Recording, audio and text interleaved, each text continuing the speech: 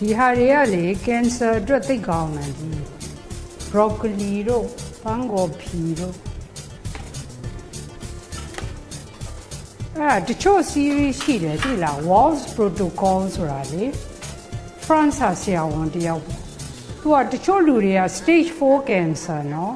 ကီမိုလည်းမရတော့အိမ်ပြန်လွှတ်လိုက်ဆိုလုံးဝပြန်လွှတ်လိုက်တဲ့လူတွေနော်သူတို့ကလည်းဘယ်သူပဲဖြစ်ဖြစ်မသေးချင်ဘူးငါတေးမှမကြောက်ဘူးဆိုអော်နေတဲ့လူတွေကလည်းကလူတိုင်းကြောက်တာအဲ့တော့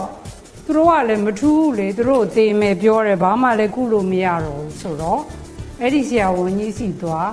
တနေ့ကိုသူကဘာမှမကြွေးပဲအရွက်ရည်တွေကြီးပဲတိုက်တာဒီနေ့ကို73ခွက်လုံးဝကင်ဆာပျောက်သွားတဲ့လူသူတို့ series ကြီးအများကြီးနဲ့ကိုရှိတယ်အဲ့တော့ကျမကလေဒါသူတို့ပြောဒါတော့မှ research မလုပ်ရသေးတဲ့ဟိုဟာတွေကအများကြီး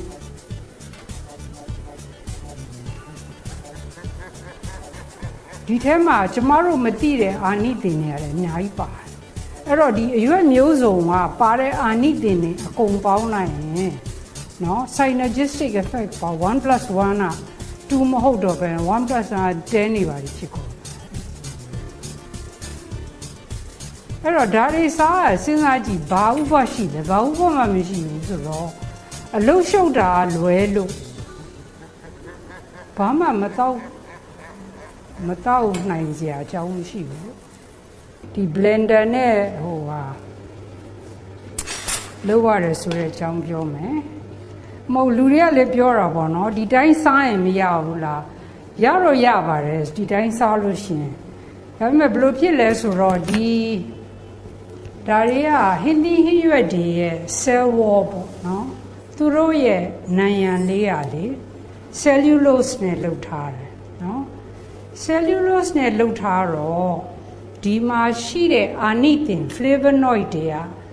အထဲမှာ trap ဖြစ်နေတာပေါ့နော်တို့တွေကအစာစားလို့ရှိရင်4-5ချက်ဝါပြီးမျိုးချတာလေလူတွေကဘယ်သူမှအရေးဖြစ်တဲ့အထိမဝါကြဘူးနော်မဝါကြတော့အာနိသင်တွေအပြည့်မရဘူးပေါ့ကိုကမျိုးချလိုက်ပေါ့မျိုးချလိုက်ပြီးတော့ဒီ fiber တွေကဝန်းကနေထွက်သွားအဲ့တော့ဒီစက်နဲ့ခြေလိုက်ခြင်းအပြင်နံပါတ်1ဒီ cell wall တွေကိုဖျက်ပလိုက်တာပေါ့ဒီ second delete ကနော်အဲ့တော့ဒီ cell ထဲမှာ trap ဖြစ်နေတဲ့နော်အာနိသင် flavonoid တွေကအကုန်လုံးထွက်လာတယ်နောက်တစ်ခုသူတို့တွေ့တာပါလဲဆိုတော့ဒီ flavonoid ဆိုတာသူရဲ့အာနိသင်ဒီအာနိသင်ကသူ့ဖတ်နေသူဆိုသူကအလုံးမဖြစ်သေးဘူးဒီ cell wall မှာပါတဲ့ enzyme တစ်ခုရှိတယ်အဲ့ဒီ enzyme မှာ aromatase enzyme လို့ခေါ်တယ်အဲ့တော့ cell နဲ့ဖြတ်ချလိုက်တော့ cell wall မှာရှိတဲ့ enzyme တွေလည်းထွက်လာတယ်ဒီ cell ထဲမှာ trap ဖြစ်နေတဲ့ဒီ flavonoid တွေကလည်းထွက်လာတယ်အဲ့ဒီနှစ်ခုက react ဖြစ်ပြီးတော့အာနိသင်ရှိတဲ့ဓာတ်တွေကိုပြောင်းသွားတာပေါ့နော်အဲ့ဒီမှာ तू ကခန္ဓာကိုယ်ရောင်ကိုင်းခြင်းတို့ခန္ဓာကိုယ်တန်ကြီးတက်ခြင်းတို့နော်ဒီကင်ဆာမဖြစ်အောင်ကာကွယ်ခြင်းအဲ့ဒီတတ္တိတွေကအစွမ်းကအရန်ထက်လာအဲ့တော့စားမယ်ဆိုရင်ရလားဆိုရင်ရတယ်သို့တော်လည်းပဲဒီအရွက်တွေကိုဘလို့မှကိုယ်အောင်မစားနိုင်ဘူးဘလောက်များလဲရင်ပြည့်လာတယ်ဘာလို့ဆိုသူက fiber တွေမှလားအဲ့တော့ဒီ fiber တွေကိုဆက်နဲ့ဖြတ်လိုက်ခြင်းအပြင်ကိုယ်တောက်နိုင်တယ်လေဘာလို့ဆိုဒီဟင်းရွက်ပုံကြီးကိုစားစမ်းဆိုဘလို့မှမစားနိုင်ဟုတ်တယ်မလားအဲ့တော့အာနိသင်တွေကလည်းရသလောက်မရဘူးကိုကစားနိုင်ရင်အများဆုံးကဲတိုးစရာအနေနဲ့စားမယ်ဆိုအများဆုံး4မျိုးပေါ့5မျိုးပေါ့10မျိုးလုံးပဲစားနိုင်မစားနိုင်အဲ့တော့စားနိုင်တဲ့နီးတနီးကကြိတ်ပလိုက်လေကြိတ်ပြီးအရေးနဲ့တောက်ချလိုက်ရင်ကိုယ်ဝင်သွားတယ်နော်အဲ့ဒါကြောင့်ကြိတ်ရတဲ့အကြောင်းရင်းဘာကြောင့်လဲဆိုတော့ပြောပြကောင်းတော့ဘောနော် तू ကဒီဆက်တစ်ခုကနောက်တစ်ခုကျွန်မပြောမယ်ဆက်ဝယ်တဲ့အခါမှာဘာကိုကြည့်ပြီးဝယ်ရမလဲတချို့တွေကဒီ delete ကိုကြည့်ပြီးဝယ်တယ် delete ကိုကြည့်မဝယ်အောင်နော် motor ကိုကြည့်ဝယ်ရနော် motor ဘလောက်အားကောင်းလဲဟိုမှာကြည့်တယ်ဥပမာဒီဆက် Vitamix ဆိုရင်သူ့ motor က ကားမောင်းတဲ့မော်တော်လောက်အားရှိတယ်ဆိုတော့ तू ကတော့တော်တော်လေးကိုကောင်းတယ်ဒါကတော့ကျမအစ်စ်ဝယ်လာတာမဆန်းရသေးဘူးကြည့်ရတာဒါလည်းတော်တော်ကောင်းတယ်နော်ဟိုနေ့ကဒါကဒီမှာဝယ်လို့ရတဲ့ဟာတစ်ခုပေါ့နော်ကိုရှိဝင်းတော့ဝယ်လာတော့ညကျမစမ်းကြည့်တော့ तू ကဒီအားကိုချိတ်ဖို့တင်လိုက်မယ်ဆိုရင်ဟိုကညှော်နဲ့နေထွက်လာအဲ့တော့ကျမပြောမယ်နော်ဆက်တစ်ခုကြာရှည်ခံမိုးပါလေအကြာကြီးအဲ့လိုကြီးမနှိပ်ထားနဲ့လေတချို့ဆက်တွေကမနိုင်တဲ့အခါကျမော်တာလောင်မှာအဲ့တော့ဒါ Brussels sprout နော်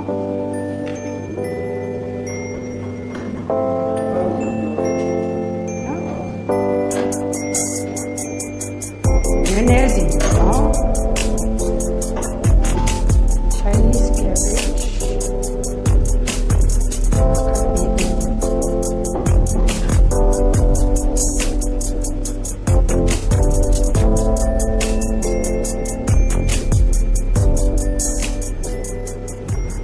ဆို10မျိုးတောင်ထည့်မယ်ဆိုတစ်မျိုးတည်းကိုအများကြီးထည့်လို့မရဘူးဟုတ်တယ်မလားတချို့တွေကနားမလဲဘူးအများကြီးသွားထည့်ပြီးစိတ်ကြီးရချက်ပြီးတော့တောက်ရင်လည်းပြစ်ခဲကြီးဖြစ်တော့မတောက်နိုင်ဘူးပြောချင်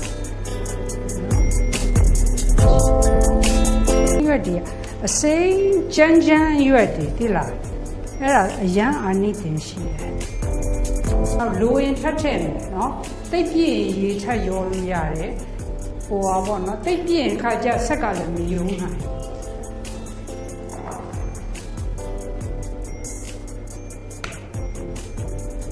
မိဒါလုံးမှာပဲထားတာပဲ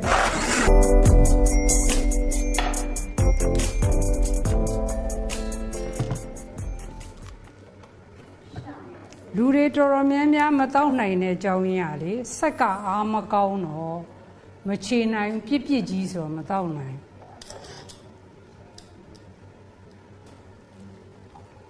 မကြီးတော့အရေးလိုပဲဘာဖားမှမပါတော့ဘာလို့ဆက်အားကောင်းတော့လေတွေ့လားဟို green drinks လေးလိုပဲတွေ့လားဒီအရွက်ရည်လေးကိုကြည့်ဘလောက်လှတယ်နော်အစိမ်းရောင်စိမ်းနေတာပဲနော်ဒီအစိမ်းရောင်လေးထဲမှာနော်ကိုကျမ်းမာရေးနော်အတွက်အမတန်ကောင်းတဲ့ဓာတ်တွေအများကြီးပါတယ်နော်ကင်ဆာကိုလည်းကာကွယ်တယ်နော်ဝန်းလဲမှန်တယ်နော်စီးကြိုလဲကြတယ်သွေးတိုးအတွက်လည်းကောင်းတယ်သူကသဘာဝစီးစေးလေးလည်းပါတယ်နော်အဲ့တော့ဒီအမျိုးသမီးတွေအတွက်ဒါအယိုးပြော့ယောဂါကလည်းကာကွယ်တယ်အယ်ကလိုင်းနဲ့ဖြစ်တဲ့အတွက်ကြောင့်မလို့ကင်ဆာမကြိုက်တဲ့မီဒီယမ်လည်းဖြစ်တယ်အဲ့တော့အလုရှုပ်ပေမဲ့နော်တပတ်တလတစ်ခါလောက်တော့အရှုပ်ခံလိုက်ပေါ့နော်တတ်ပါတယ်တလမှတစ်ခါနော်အဲ့ဒါလေးကိုသောက်ဟိုပေါ့နော်ဒီခွက်ကတော့မှနည်းနည်းသေးသေးတယ်ဒီတဲ့နည်းနည်းလေးကြီးတဲ့ခွက်နဲ့တောက်နိုင်ရင်ပိုကောင်းတယ်နောက်သူ့ကိုတောက်ရမယ်အချိန်ကလေထမင်းနဲ့အတူတူနော်အဲ့ဒါဘာကောင်းလဲဆိုတော့ထမင်းကကာဘိုဟိုက်ဒရိတ်လေနော်ထမင်းစားတဲ့အခါမှာသကြားဓာတ်တွေဝင်ပြီလေအဲ့တော့ဒီမှာ fiber တွေအများကြီးပါတယ်နော်ကျမတို့ကကြိတ်လိုက်လို့သာမမြင်ရတာဆက်ကအားကောင်းတော့လေဒီ fiber တွေကထမင်းစားတဲ့အခါမှာသကြားဓာတ်ကိုပြန်ဆွဲထားတယ်သူကတအားကြီးမြန်ကြီးစောက်မတက်သွားဘူးသူကဖြည်းသွားတော့ insulin ဓာတ်ကလည်းအဲ့လိုဘုံကနေအများကြီးမထွက်လာနော်အဲ့တော့ဒီသူကထမင်းနဲ့အတူတူဘေးမှာထမင်းစားရင်ဒါလေးကိုတစ်ခွက်ထားလိုက်ဘေးမှာထမင်းလေး3-4လောက်စားလိုက်ဒါလေးကိုတောက်လိုက်အဲ့ဒါ ID ပဲ perfect နော်အဲ့တော့ဒီမှာအာနိသင်တွေဒီလောက်များတာနော်ဒါကိုသဘာဝနီးနဲ့နော်ဘာဥပမှလည်းမရှိဘူးစမ်းကြည့်ကြမကောင်းဘူးဆိုရင်ဆက်မလုပ်ကြနဲ့ဒါပေမဲ့လူတော်တော်များမှန်လုပ်တဲ့လူတွေကလေအကုန်လုံးကျမ်းမာကုန်ကြတယ်နော်ဒါကြောင့်မလို့လာပြီးတော့ကျေးဇူးတင်တဲ့လူတွေလည်းအများကြီးပဲနော်အဲ့ဒီတော့ဒီနီးနဲ့စီးကြိုတို့သွေးတိုးတို့နော်နောက်သူကခန္ဓာကိုယ်ထဲမှာရှိတဲ့ပတ်ဝန်းကျင်ကနေရောက်နေတဲ့အစိတ်တွေကိုလည်းဖြည့်တယ်နော်ဒီဟာအဲ့တော့ပတ်ဝန်းကျင်အစိတ်တွေကိုဖြည့်စည်းတဲ့မှာဒါလည်းပါတယ်